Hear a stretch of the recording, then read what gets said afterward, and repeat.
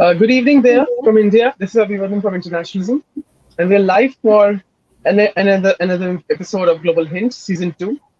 I would like to introduce a very interesting speaker for tonight, and I've been trying to reach out to him for some time, and it's been a pleasure to have him on board. So here is Dr. Sumanta Matra. First, I would like to introduce the speaker, and then I will actually also talk about, as of course, the topic about which the speaker will be elaborating. So Dr. Sumanta Matra is recently a PhD holder, I must say. So congratulations for that again. Thank And you. he's a doctoral researcher. Thank you so much. And he's a doctoral researcher in international relations in the School of Politics and International Relations in the University of Nottingham in United Kingdom. He's also a very thorough columnist. He has contributed in various blogs as well as magazines, like I must say a lot of them, but some of them I will name them, like War on the Rocks, National Interest, Quillette Magazine, Interpreter Magazine, Russia Direct, and China.org.cn. Now, tonight we are going to discuss something interesting, and what that is related to the geopolitical order. So we all know that we transitioned from a bipolar order to a multipolar order. And the multipolar order is not just about two powers like the US and the Russia traditionally, or maybe other dynamics which have been in the past centuries. Now, this dynamic has changed because the relevance of the West and the power of the West has been, of course, challenged by other powers in the East and other regions wherever necessary. So various theaters of geopolitics have come. So in that context, let's start this discussion. And so I would like to have my first question to Dr. Mehta. So my question is that when we see multipolarity, and this is for a sense of clarity for viewers, so that once they get this aspect clear from the basics, then I can talk about various one or two issues about multipolarity and, in context of the present updates. How does multipolarity emerge? Now we understand that, okay, fine, there are various power centers. There are no three or four monopolistic aspects of dominance, such as, I would say, ammunition or something like that. We can also talk about other centers of power. And we also know that information age itself has also contributed to the multipolarity of the global order. So if you can give some basic insights about how multipolarity is constituted, then I can come up with further questions. Well, first of all, thank you for having me. You reached out to me for the last a month, but I couldn't manage time because I was moving from UK to US, so I'm currently in the US, and so that's one of the reasons which kept me busy. Multipolarity has been the standard, systemic design of the globe, and it's not something which is created. It emerges organically, as you mentioned, and that's true. And one of the reasons is because I am a foreign policy realist, and according to realism, if you go back to the history of theories of realism and the kind of system that they start with, the international system is anarchic, in the sense there is no global policeman, and there can never be. And that's why it's anarchic, not because everyone is fighting each other, but at the end of the day, there is no hierarchy, according to Kenneth Waltz, who wrote that book in 1979. Anarchy is essentially the absence of a hierarchy. Now, the reason, in a country or in a nation state, you can have a hierarchy, you can have a government, you can have a police force, you can have someone to bring down the hammer. Now, that is impossible to do in an international system, because even like hegemony is not sustainable. You can never have, a long-term hegemony, because, power decreases. There are lots of variables which goes up and down. And so multipolarity kind of like emerges as the natural system. Now, that doesn't mean that it's always the case, of course. Like, one of the most stable polarities was bipolarity during the Cold War, even though there were like proxy wars and stuff. But at the end of the day, there were two massive superpowers who could control their satellites. But again, that doesn't really last, because, by design, power varies, and, time changes, the economic power changes, all these kind of things, technology advances, and that changes the relative balance between different states. So multipolarity essentially is the standard process. One of the similar instances that we can see of emerging multipolarity, which we should study more, is post-Napoleonic era in Europe, because that kind of gives you an idea of what is happening now. So if you think it through, after the French Revolution, there was, lots of chaos, and then Napoleon emerged and France became a hegemon. So France tried to dominate the entirety of Europe, and by that definition, the entirety of the world, because Europe essentially controlled the world at that point of time. Because of that, all the other powers join together to balance. But that's also like reality. Whenever there is a hegemon, other powers kind of join to form, like what we are seeing now in Russia and China kind of like coming together, is because they are feeling the same threat that US is it's a unipolar moment. And because of, the post-Cold War situation, US was the hegemon. So likewise, in the Napoleonic era, France was a hegemon, other powers balanced together, France went down. And then there was this concert of Europe. So the concert of Europe kind of developed in a curious thing where no single power had the power to dominate every single one. But on the other hand, there was this balance of power, right? So there was France, which was still a big power. There was Austria-Hungary. There was Russia, which was at the peak of its power in 1815. And then there was Britain. Britain was not a hegemon, but at the end of the day, it had a big navy. So what it said is like, we are going to stay out of continental politics. You can do whatever you want to do, but we are going to maintain the sea routes open. So that is kind of like a similar situation to what it's now. You have United States, which is a major power. It's got the largest navy. It can still, it still has the power to keep all the sea routes open and everything. But because of, the unipolar moment, and because of, stupid politics in going to Middle East and trying to kind of like pacify different, these kind of warfares, it also kind of decreased. Like there are trillions of dollars which were lost. There were massive manpower which was lost. So that kind of decreased the relative power of the US. But on the other hand, it's still the birth of a new, era. There are other powers too. Like there is Russia, there is China. European Union is kind of like turning to be an empire. But they also don't have the power to have hegemony. So essentially what is happening is there is this one major power which is kind of keeping the sea routes open. And then there are this other kind of regional and smaller powers which are vying for a balance of power in between. So that's essentially how multipolarity emerges, is because on one hand, the global order is anarchic because there is no hierarchy, it cannot be. And the second point is hegemony is unsustainable in the long run. It has never happened in history. The world is too big for a single country to dominate.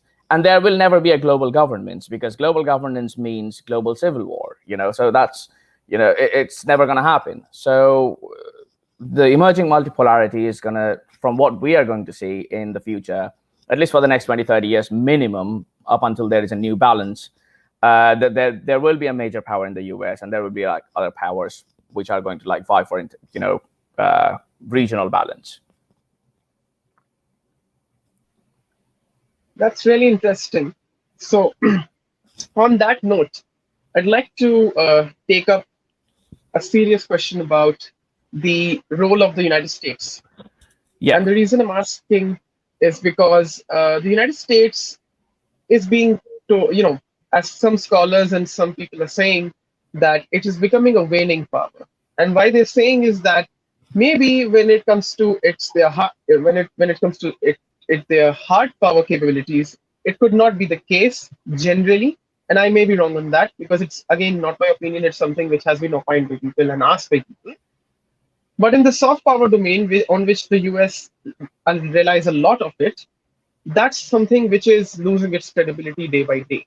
But still, I think the hard power context has to be understood in consonance with the soft power context. So, considering the situation in Afghanistan, when it comes to the Taliban, and also when it comes to the Americans' role in Asian countries, how do we see the role of America as that power which actually got its dominance and got its unipolar era for some time? Let's not say era, let's say a period of time, because era is again a bigger period of time. So, yeah. Well, first of all, anyone who predicts in international relation is bluffing, because no one has got that God-given power to say what is going to happen after 20 or 30 years. So if anyone comes and tells you today that this power is rising or this power is declining, take it with a pinch of salt. It's very difficult to predict that way. I mean, in both ways. If someone comes and tells you that there will be complete peace for the next few years, take it with a pinch of salt as well, right? I mean, Fukuyama said that in 1991 it was end of history. And it's the end of history concept itself is not a new concept, by the way. And people always forget. When I teach at a university, I start my class by saying, imagine you are in London in 1890. You've got the largest navy in the world. You've got the largest empire in the world. There has been no great power wars for the last 75 years. There is no power which is capable to independently challenge you. You would think that's end of history. You would think that, this is how it should be. And then within 25 years of that, major wars start and other powers rise up. So end of history didn't last. The same thing like in 1991. But on the other hand, the exact opposite, like in the 1970s, for example, Soviet Union was at the peak of its power and US was declining after Vietnam. There was inflation all around. There was race riots, which was far more worse than what we are seeing now. There was literally no soft power at that point of time, And US was a declining power. There were like massive protests inside. But on the other hand, Soviet Union was at the peak of its power. Before it went to Afghanistan, the entirety of Africa, almost like 2/3 of Africa, were under red banner. So if you stand at that point of time, you would think, this is a declining power and the other one is a rising power. And then within 25 years of that, Soviet Union has collapsed and US came back. So that's the first point. So if anyone comes and tells you, do not believe that person because they're bluffing. Second point is soft power. What we are seeing is a decline of relative power. That is different than soft power.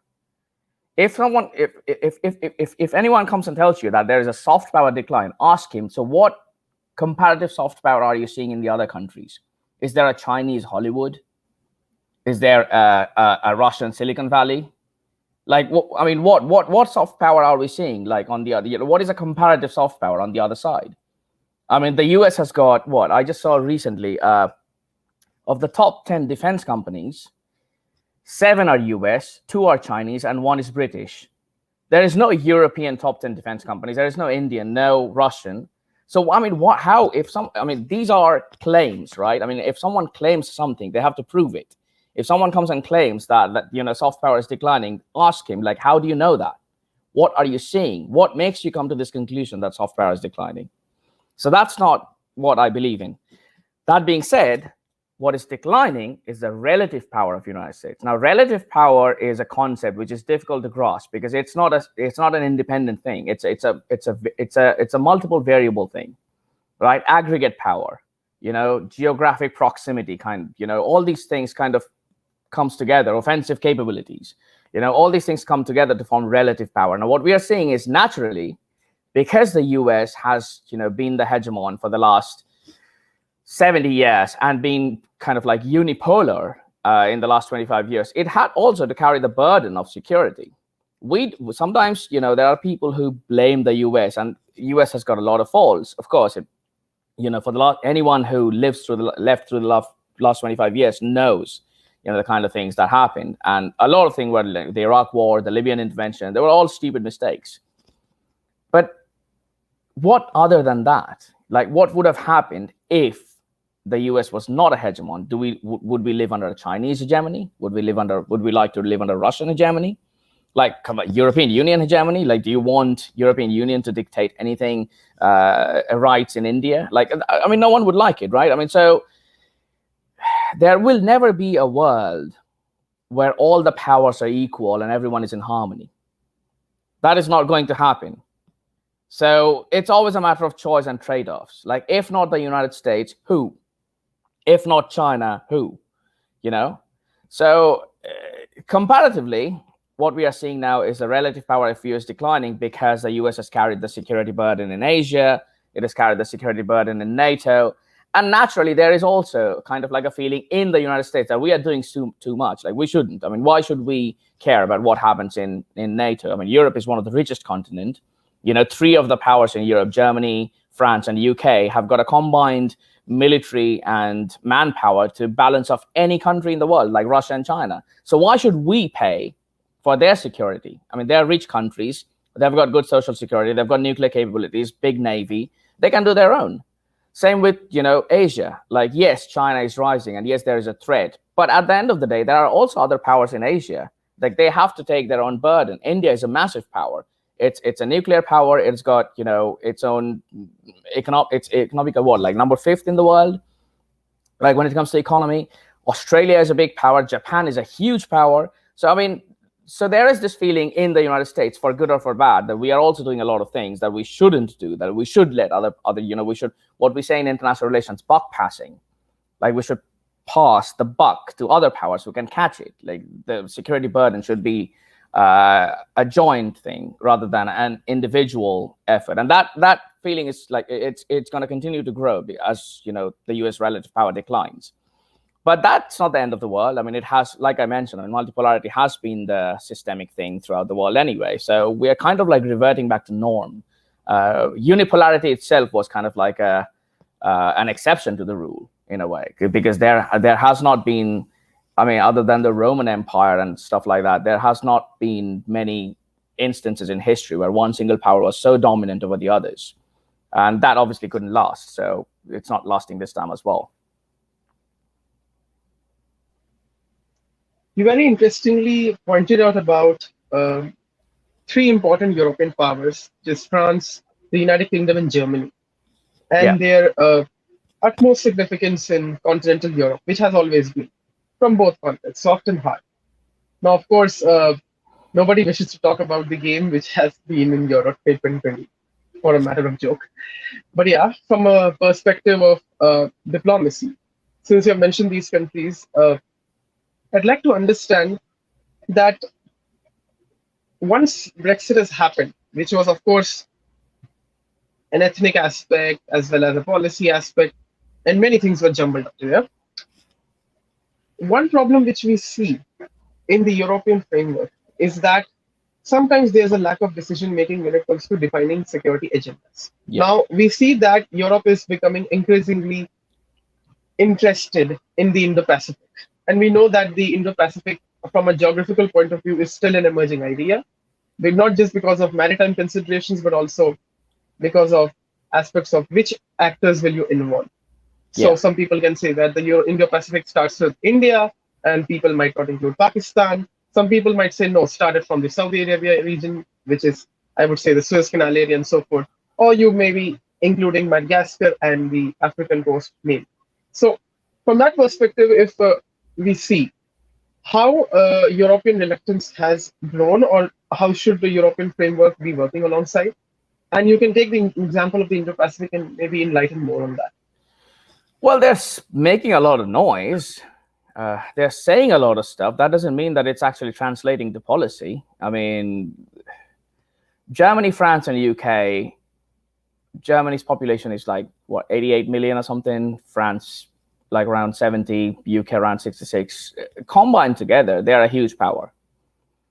But they could never combine because they've got inherent difference of interests.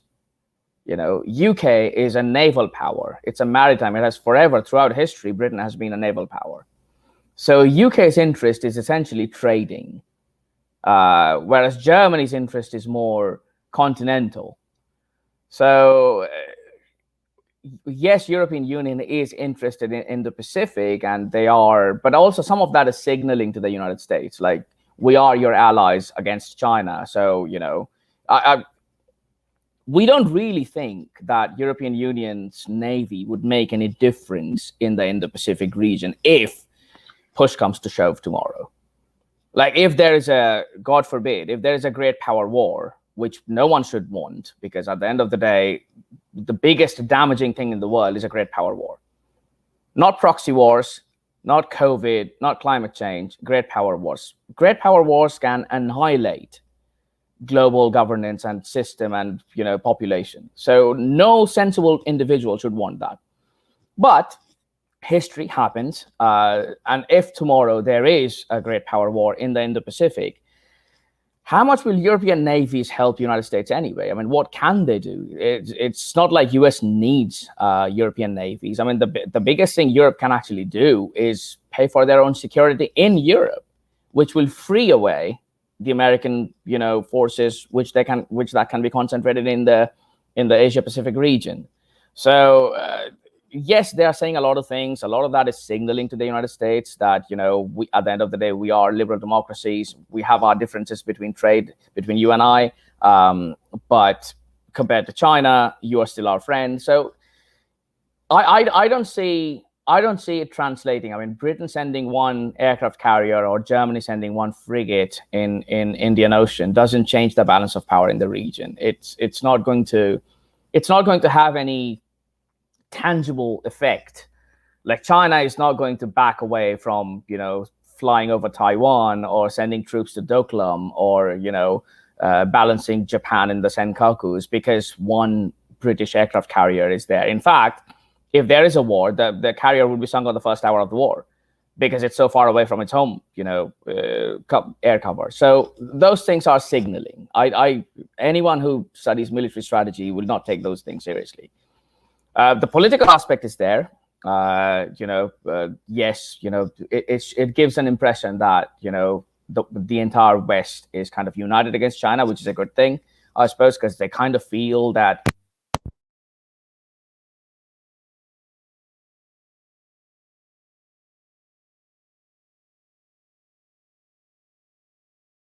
I believe you're muted. is it good?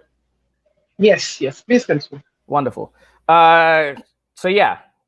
Anyway, get back to the point. Yeah, I think European Union kind of understands that no matter their differences with America, they would rather live in a world where the biggest dog in the fight is United States rather than the biggest dog in the fight is China.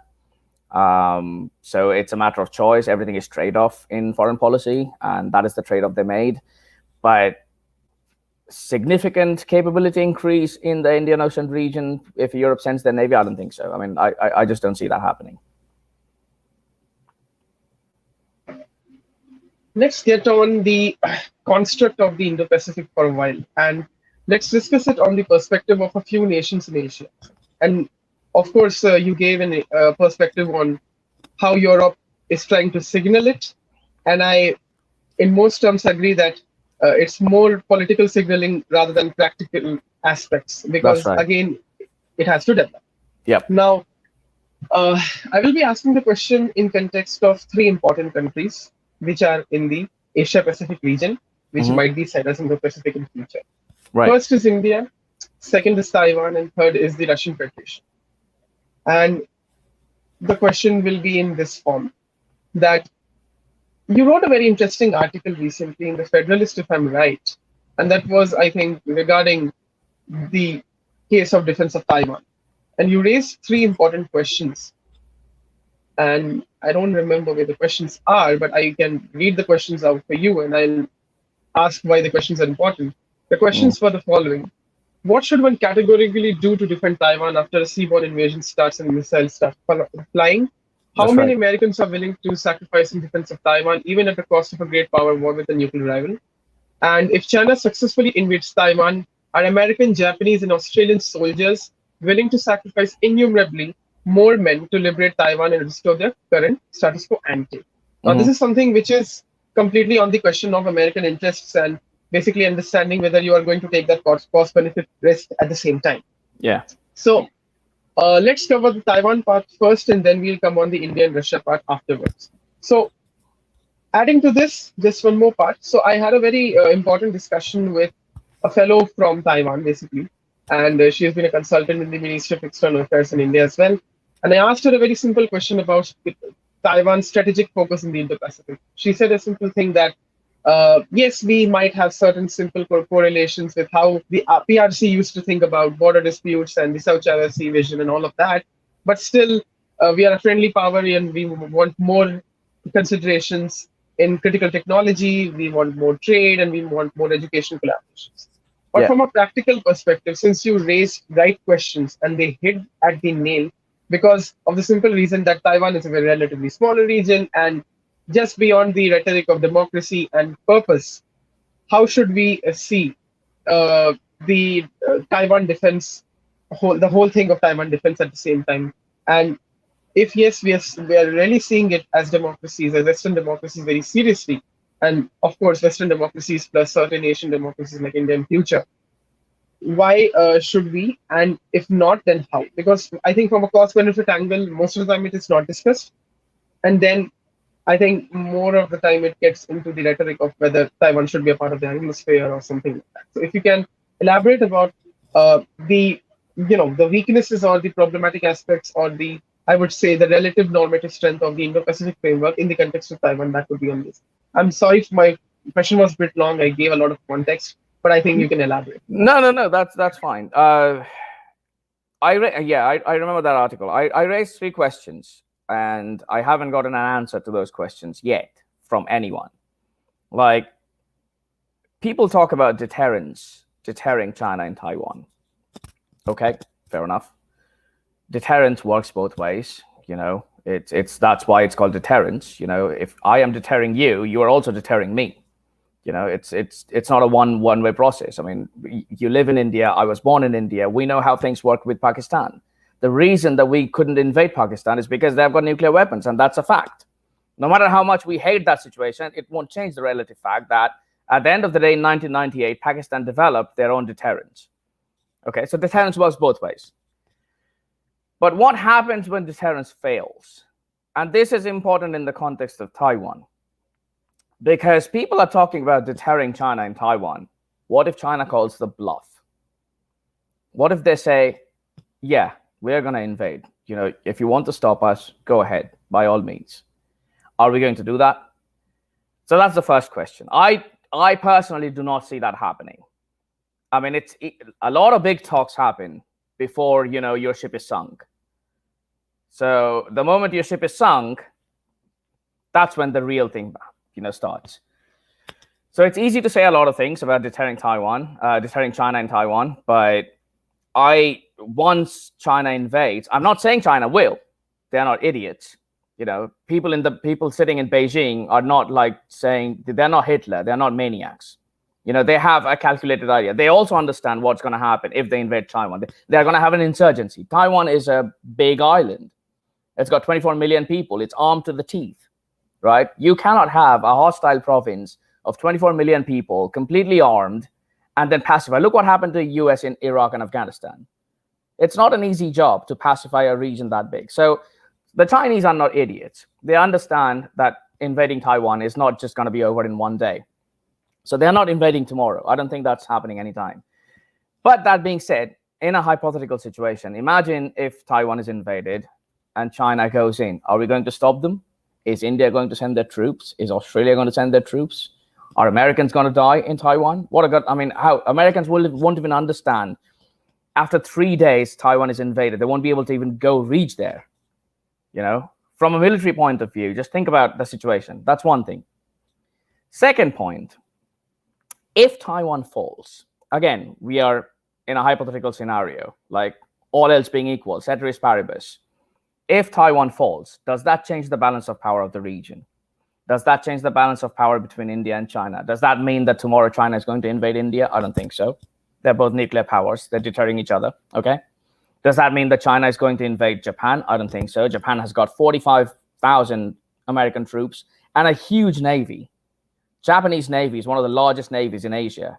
We don't think it that through because they have named the Navy as a defense force or something. But it is a huge navy. I mean, they have got some of the most modified warships in history. So is China going to invade the Senkaku after they are on their binge of success on Taiwan? First of all, if they invade Taiwan, they're bogged down in an insurgency for the next 20, 30 years. So I don't see that happening. Okay. Does that mean that they're going to invade Australia? First of all, Australia is far away. Naval invasion of Australia is near impossible. Secondly, again, there are American troops there. So if Taiwan falls, and I'm saying it and I might sound like I'm heartless, but we are talking about military strategy. We have to be heartless in this situation, and you have to think through your brain. Imagine a situation if Taiwan falls. Does that change the balance of power of the region? I don't think so.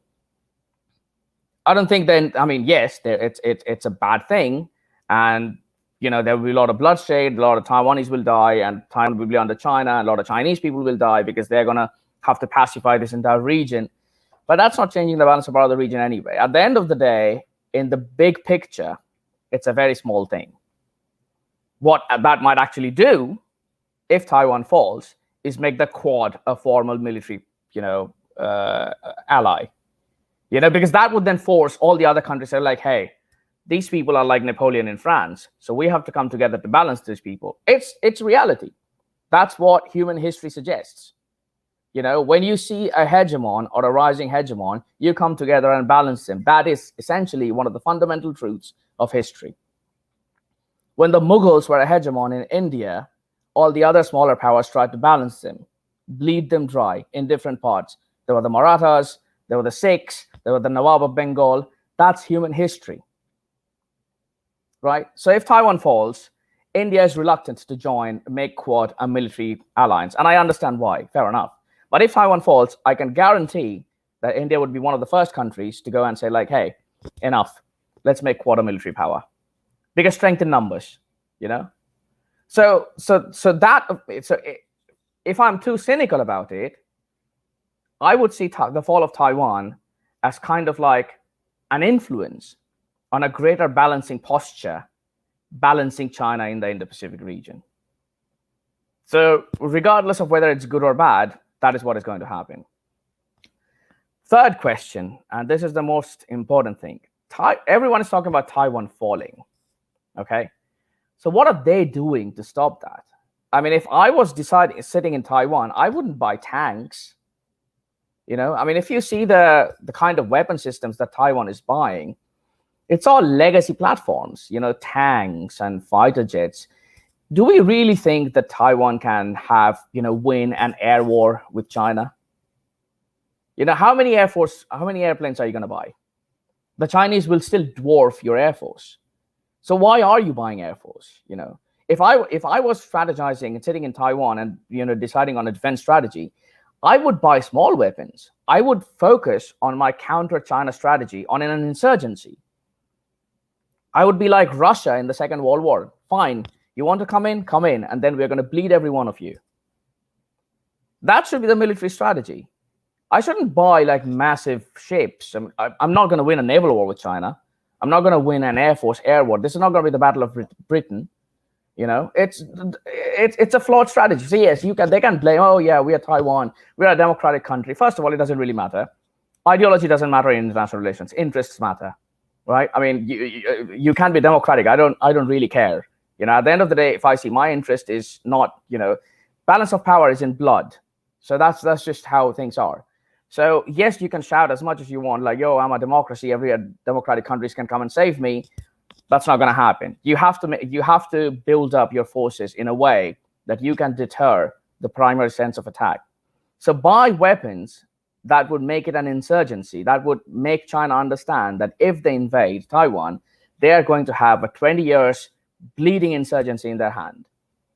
That's the way to deter China, not by building up Air Force and Navy, because you will not be able to do that. They're just you'll buy ships and they're going to sink it. So these are the three things that one needs to keep in mind. Indeed. So considering that, I'd like to shift the focus to India for a while. Now, we understand that India's military and naval capabilities are rising, and of course, the recent defense budget says that they have upped their defense capabilities in the sense that have more investments and have more private companies focusing on that aspect. But yes, apart from which, in the context of the Indo-Pacific, you very rightly pointed out that India does not wish to, in that quote-unquote sense, militarize the Quad. It does not want to have the Quad as a formal alliance. In fact, all of the four countries are just having it like a Bonhomme minilateral grouping for the sake of a collaborative aspect. And I think even in the past, if we see, since you posed out the the example of Napoleon and the French Empire and the continental system history, I think one thing which we see is that the justification of any so-called multilateral or minilateral grouping has been about all of these notions of balance and conciliation. That's right. Now, exactly. So, in this context, we at least understand that India is engaging with certain important actors in Africa and the Middle East, which is already happening. It has its own maritime exercises. It is already in touch with Saudi Arabia. But we also have to understand that geographically speaking, India's own region itself is very, I would say, delicate. And then when I say delicate, I did not mean in the sense of, what's happening right now. I just said in the sense of normative aspects of how you will build your vision. So you might remember I might have said in the beginning that the vision of the Indo-Pacific geographically is not just like, okay, it starts with the Indian subcontinent, or within that you can say India, or it may start from Africa, or it may start from Suez Canal.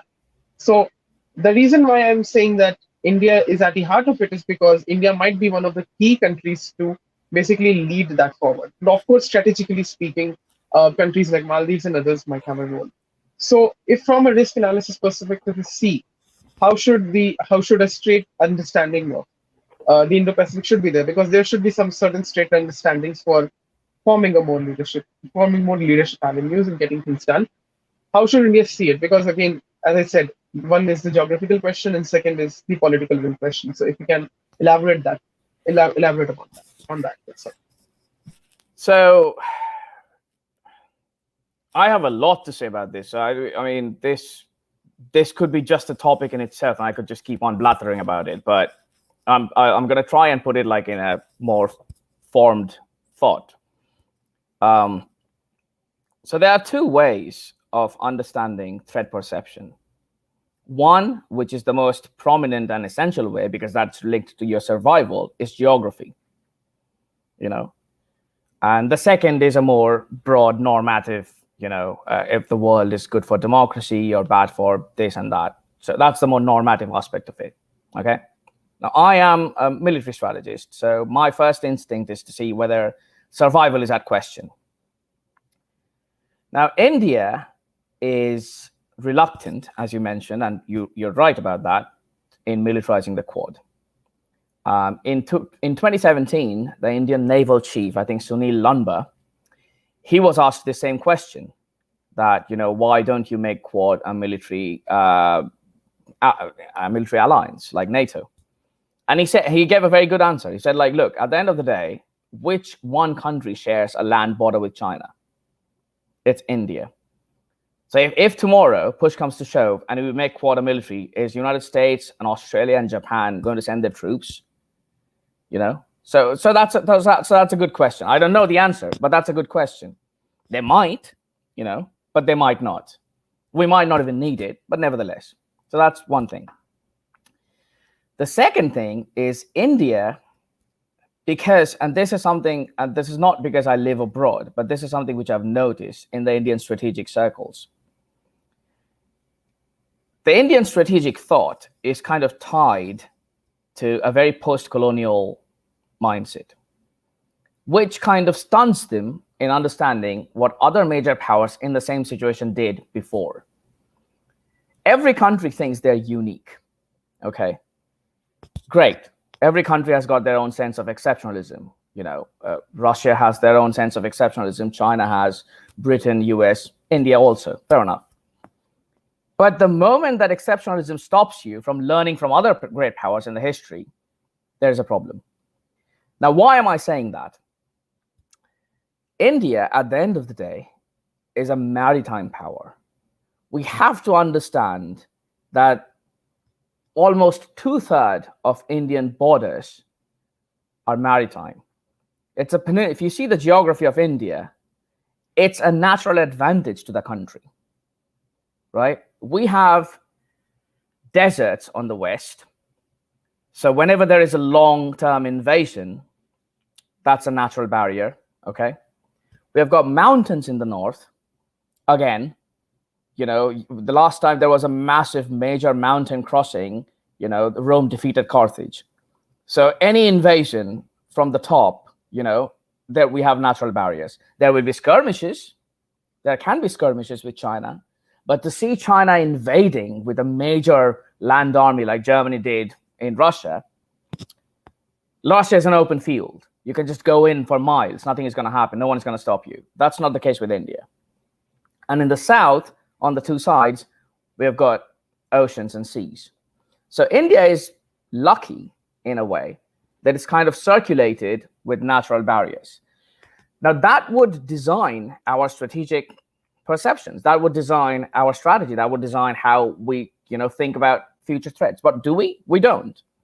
Because look at the money that is allocated in the defense circles.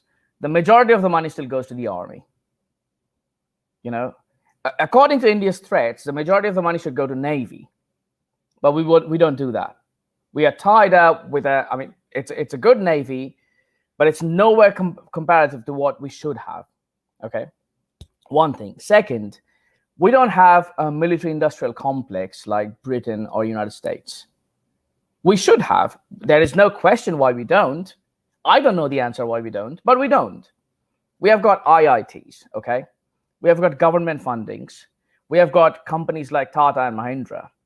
Why? So if we have three of these things, why don't we have a military-industrial complex? Why don't the government say that we are going to fund the IIT, you design platforms and weapon systems, which will then go to our own companies, Tata and Mahindra, and they're going to produce. We have all the ingredients. What is the plan? Why is it not happening? Right? I mean, if you see how the thing works in US, the US government funds the universities. The universities come out with all the designs and things. The best of their brains then go to the companies. And that's how, they are the leaders in defense. Same thing in UK. So why is that not happening in India? Why do we have to buy weapons after 75 years of independence? Right? So that's one thing. The final thing is we have two options in front of us. Like we, in the sense, India. I was born in India. It's still my country. One hand, you have to think that we are a secured great power. We can defend our own. We can afford to have equidistance from all major power centers. So that's one way of going about it. So if you think, at the end of the day, again, it's a trade-off, it's a choice.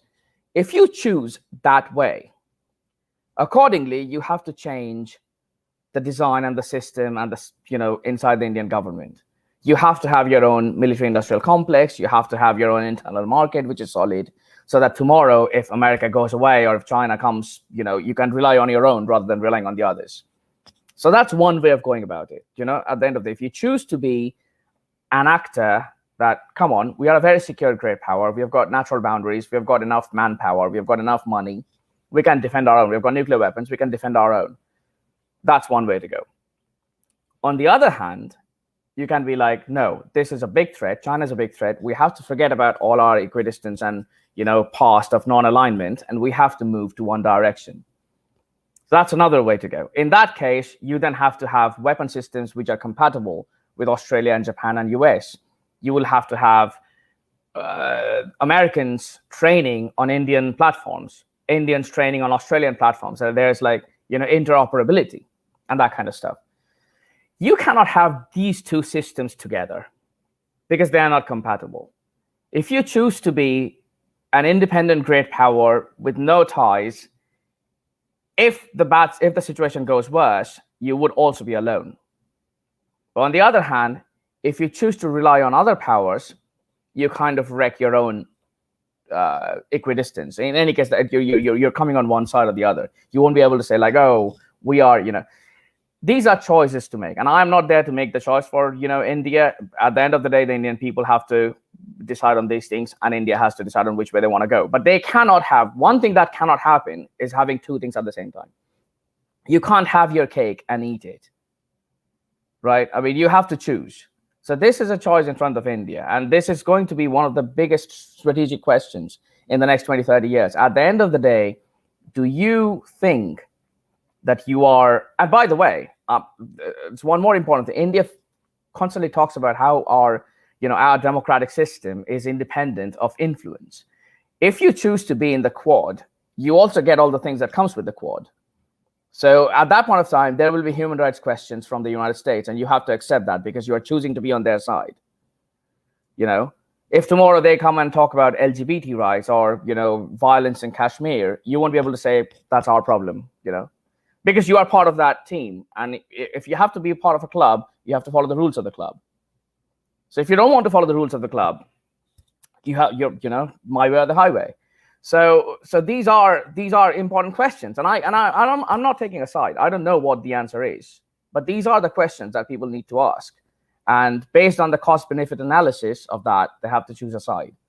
So yeah, I mean, it's a secure great power. If it was up to me, I would focus on having our own military-industrial complex and having our own homegrown talents. It's a massive country. There are lots of open spaces. Have industries. Build up your own weapons. Why do we have to rely on technology 20 years after it's already been used in UK or US? Why can't we have our own? Why are the IITs there for? What do they do? So these are important questions, though, right? I mean, why is someone not designing a weapon system in IIT, which is then going to Tata and they're making it, and then we are selling it to Africa? Why are we not doing it? So these are questions that one needs to ask. But yeah. Yeah, indeed. I mean, I think most of the things which you said about why India doesn't have a military complex, or why they are not having strategic investments in that sense, has a lot to do with a lack of strategic culture also, which That's I right. think is very much visible. And I've discussed with many people, and many people have actually agreed on that point. Yeah. So before going to the last question, we have the capability, by the way. It's not like Indians are not capable of doing this. They have the colleges and universities. They have the brain power. They have the money. They have the companies which can produce. If someone can produce a truck, they can produce a platform for an anti-aircraft gun. It's the same design, right? Yeah. So it's not like they don't have the capability. They do, but I don't know why it's not happening. Indeed. So before going to the last question, which will be more a bit about theoretical aspects, but that we will cover afterwards, this is a question about Russia. And so there's a concept in the Quad which has become quite prominent. And some people have said that it's quite normative and very idealistic, which is ASEAN centrality. So ASEAN centrality is seen from both economic and maritime perspectives, because we know how ASEAN is.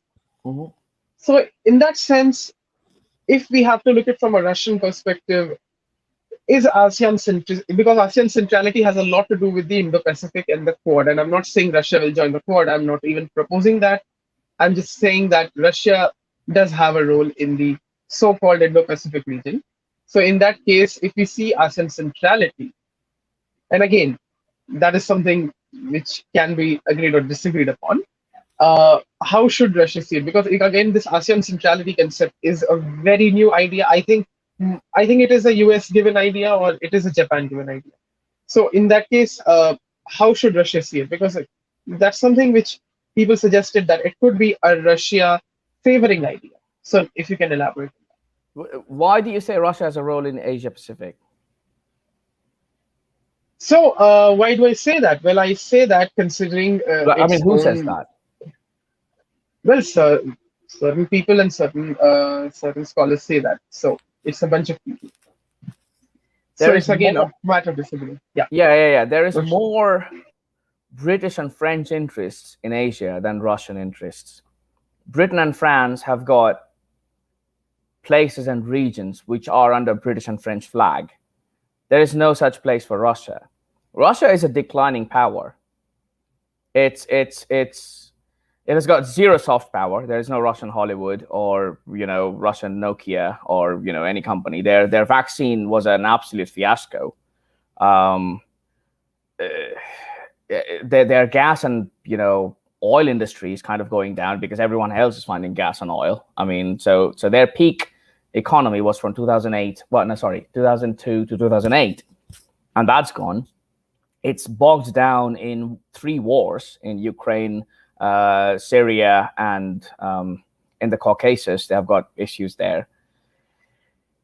when people say about Russia and Russia is a big threat, I mean, because my PhD had a whole chapter on Russian. One of my research papers coming out, by the way, in the Canadian Military Journal, I think the next week or something, which talks about Russian reactions to NATO enlargement.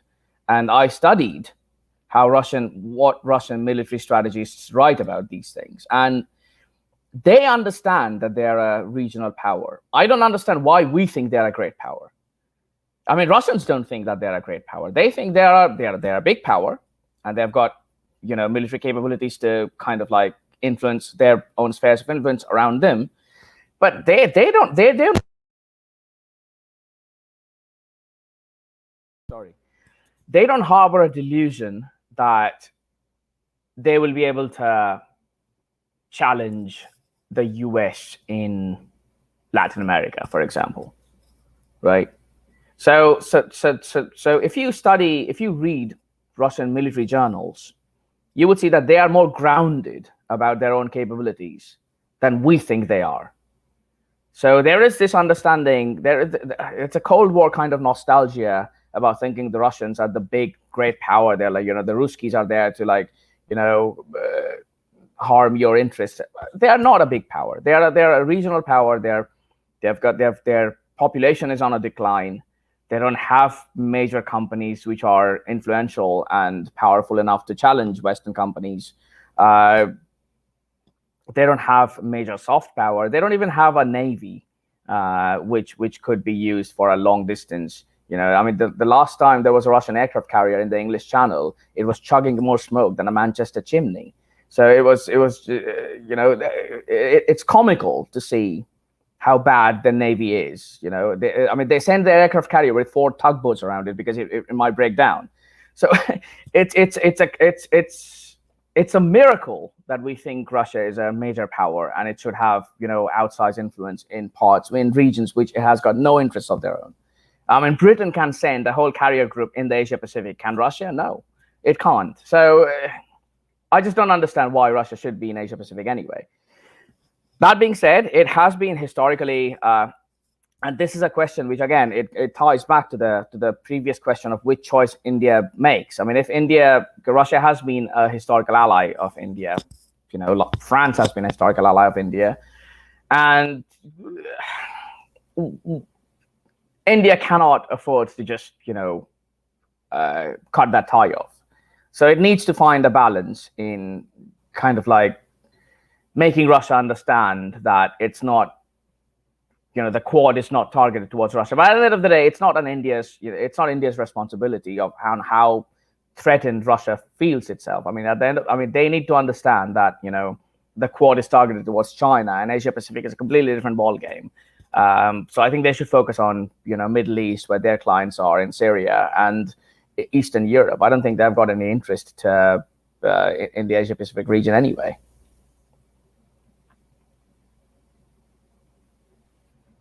So I have a final question, and this is a bit about some of your works, very interesting works about postmodernism and the whole fiasco from the United States. And I don't need to name them specifically, about them. Yeah. So you actually wrote about the balkanization of America, and I don't wish to get into that article specifically too much.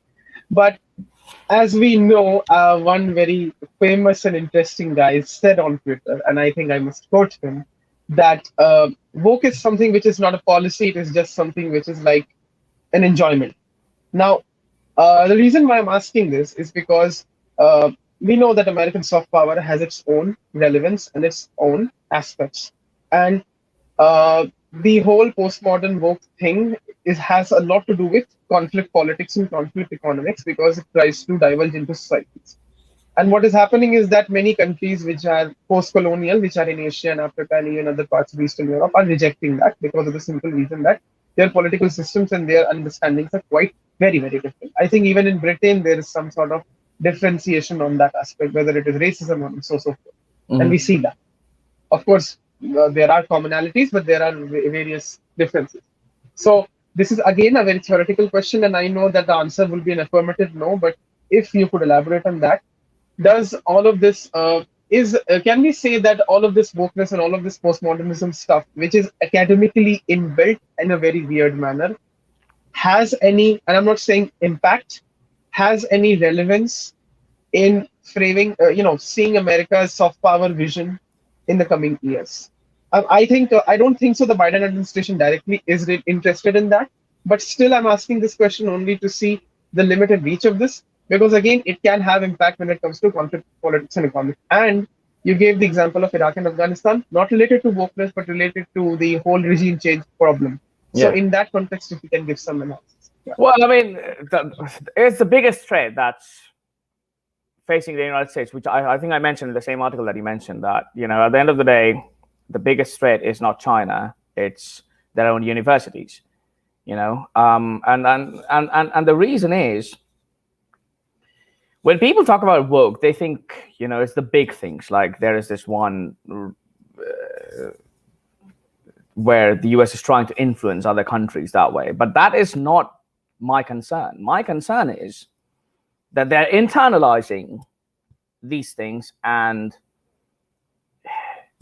again, we have to go back to the French Revolution, because that's everyone should study the French Revolution. But France was dangerous, not because it was just randomly invading countries, but that the ideas of French Revolution was destabilizing other countries.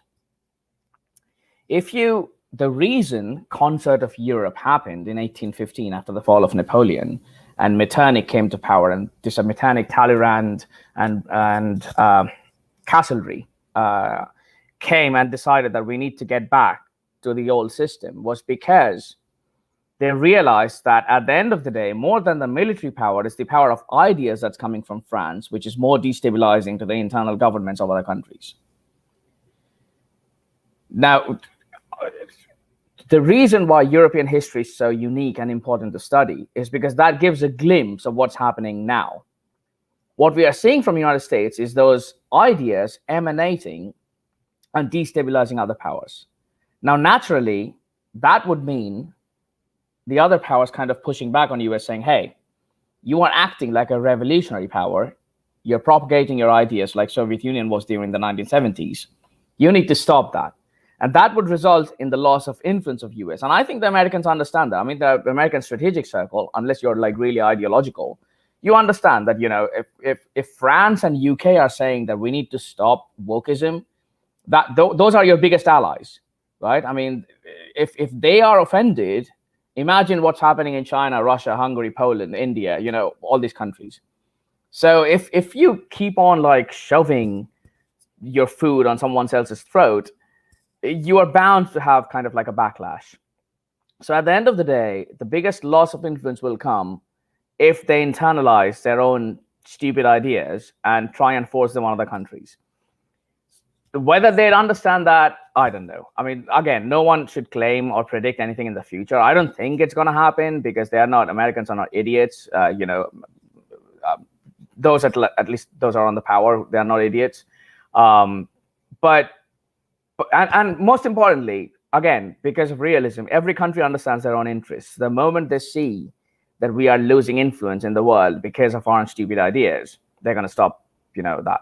So interest is what decides, great power behavior. And the same goes with the United States. So, but again, these kind of things push you to do stupid things. For example, I mean, they shouldn't have been in Afghanistan for 20 years. They should have went there and got out by 2004. The fact that they stayed there, it's because they wanted to ensure that Afghanistan turns to a liberal democracy, which is never going to happen. And that's a stupid idea.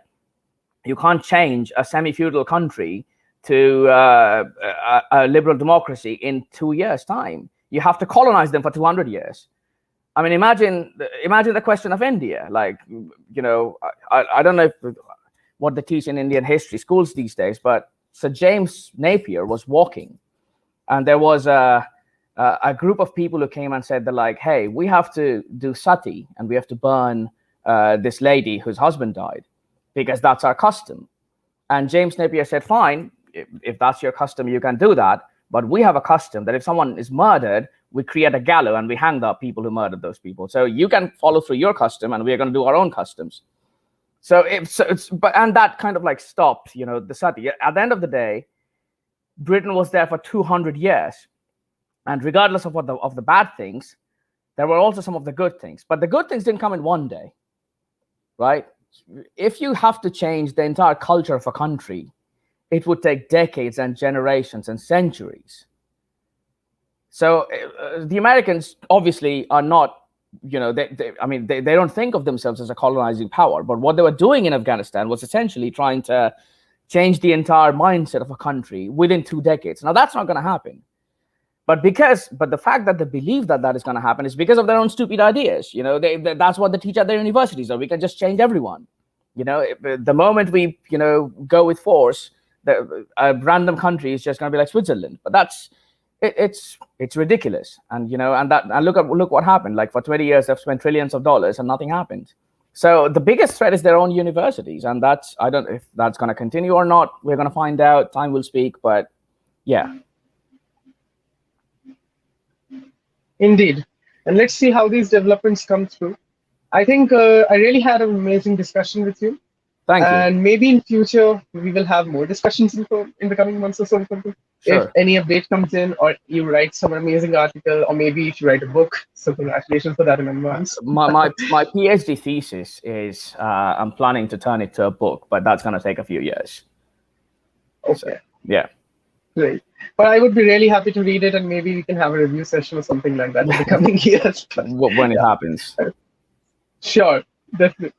So I think that's it for now. So we are ending the episode for a global hint. So an amazing episode of AI Now will be coming in a few weeks, and the Global Law Assembly Conference will be launching in a few weeks. So please be there. And again, I would like to thank Dr. Mehta for attending this session.